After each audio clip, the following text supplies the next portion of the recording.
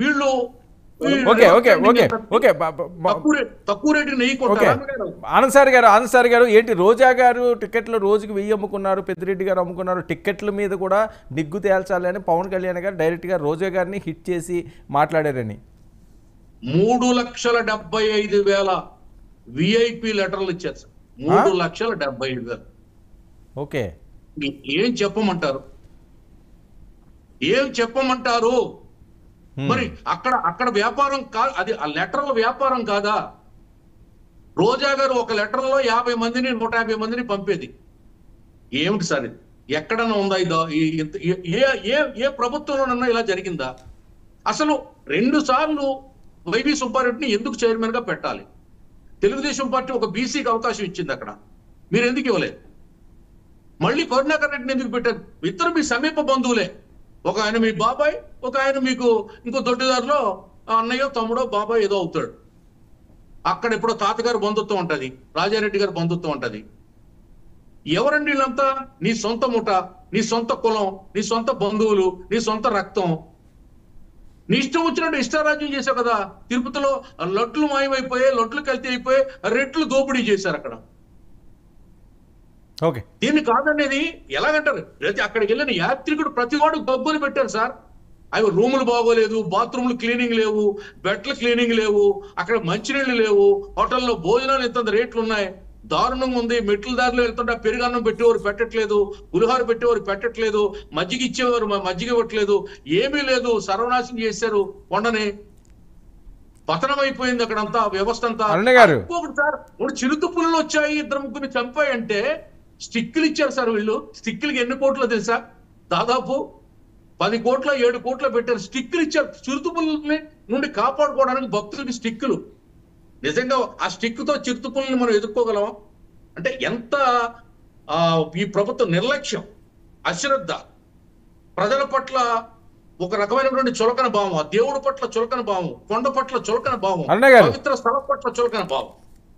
Okay అరుణ గారు, ఏంటి రోజా గారి మీదకి మళ్ళీ డైవర్ట్ అవుతున్నది ప్రసాదం అంశం ఉన్నది? పవన్ కళ్యాణ్ గారు ప్రస్తావించి ఆ టిక్కెట్ల అంశాలను కూడా తేల్చాలి అని పర్టికులర్గా మాట్లాడుతున్నారు. రోజా గారు అత్యధిక సార్లు దర్శనం చేసుకున్నామని రికార్డులు చెప్తున్నారట, రోజుకి 1000 మందిని పంపించారని కొంతమంది మాట్లాడుతున్నారు. పెద్ద ఎత్తున వ్యాపారంగా పుణ్యక్షేత్రాన్ని ఎంచుకున్న వ్యక్తుల్ని కనుక మనం క్యాలిక్యులేట్ చేసి వాళ్ళకి ర్యాంకింగ్ ఇవ్వాల్సి వస్తే వైసీపీ టైంలో మొదటి ర్యాంక్ లో రోజా గారిని పెట్టాలి సార్. క్లియర్ గా అక్కడ ఉన్నటువంటి చైర్మన్లు, బోర్డు మెంబర్ల కన్నా కూడా ఎక్కువ ఈవిడే ఆ తిరుపతి పుణ్యక్షేత్రాన్ని ఆదాయ మార్గంగా ఎంచుకొని తిరిగింది.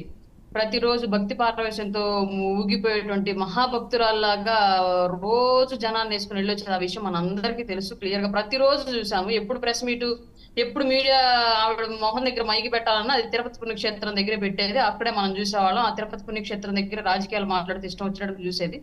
అట్లాంటి వ్యక్తి మీద 100% ఎంక్వైరీ చేయాల్సిన అవసరం అయితే ఉంది డెఫినెట్ గా. ఎందుకంటే వ్యాపారంగా చేసుకున్నటువంటి వ్యవస్థ వల్లే అట్లాంటి దారుణాలు కొనగట్టగలిగారు. అక్కడ దైవ భక్తితో కనుక చేసినట్టు ఇట్లాంటి పనులు చేయగలిగే వాళ్ళు కాదు. ఇంకోటి ఏంటి అంటే, రోజా గారు గతంలో టూరిజం శాఖ మినిస్టర్ గా ఉన్నప్పుడు కూడా పెద్ద ఎత్తున కొంతమంది ఆవిడ బ్లాక్ మనీని మార్చుకోవడానికి వీలుగా అక్కడ తిరుపతి పుణ్యక్షేత్రాన్ని ఎంచుకుందని కూడా ఒక రూమర్ అప్పట్లో వచ్చింది. అది ఎంతవరకు నిజం అబద్ధం అనేది మాకు కూడా తెలియదు, అది కూడా తెలియాల్సిన అవసరం ఉంది. రెండోది, వాళ్ళ ఆవిడ ఏం చేసిందంటే ఆవిడ పోయి ఆవిడ తవ్వుకొని పడ్డట్టుగా ఆవిడ సోషల్ మీడియా అకౌంట్ల ద్వారా పోల్ పెట్టిందండి. ఎవరు టైంలో తిరుపతి పుణ్యక్షేత్రం బాగుంది, అలాగే రెండోది లడ్డు కల్తీలో ఎవరు కారణం అయి ఉండొచ్చు అని మీరు నమ్ముతున్నారని చెప్పేసి ఆవిడ సోషల్ మీడియా అకౌంట్ నుంచి పోల్ పెడితే మొత్తం సోషల్ మీడియా యూజర్స్ అంతా కూడా షాక్ ఇచ్చి పడేశారు. జగన్మోహన్ రెడ్డి గారినే అందుకు బాధ్యుడిగా చేస్తూ 76% ఆవిడకి తీర్పు ఇచ్చారు ఆవిడ సోషల్ మీడియాలో పెట్టినటువంటి పోల్లోనే. అట్లాంటిది ఇంకా ప్రజలు ఏ స్థాయిలో జరిగినటువంటి రియాలిటీని గుర్తిస్తున్నారో మనం ఆలోచించుకోవాలి. అలాగే వైసీపీ నాయకులు ఇప్పటికీ కూడా అధికారం కోల్పోయినప్పటికీ కూడా ప్రజల్ని మ్యానిపులేట్ చేసే విధంగా ఎలాంటి పనులు పురుగులుపుతున్నారో కూడా మనం ఆలోచించుకోవాల్సిన విషయం అయితే డెఫినెట్ గా ఉందండి. ఓకే ఓకే బ్లాక్ మనీ అంశం కూడా ఉన్నది, అదొకటి ఉందా?